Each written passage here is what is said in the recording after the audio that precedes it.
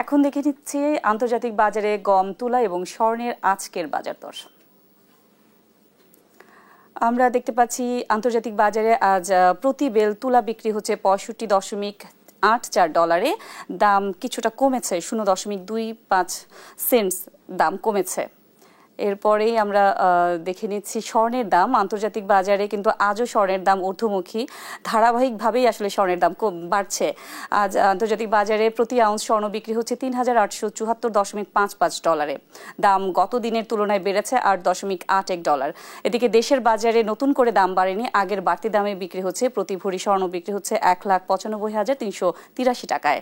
এরপর আমরা দেখে নিচ্ছি গমের আজকের আন্তর্জাতিক বাজার দর। গমের বাজার দর আজকে প্রতি বুশেল গম বিক্রি হচ্ছে 510 ডলারে এবং দাম কিছুটা কমেছে, 1.50 ডলার দাম কমেছে, গমের দাম কমেছে।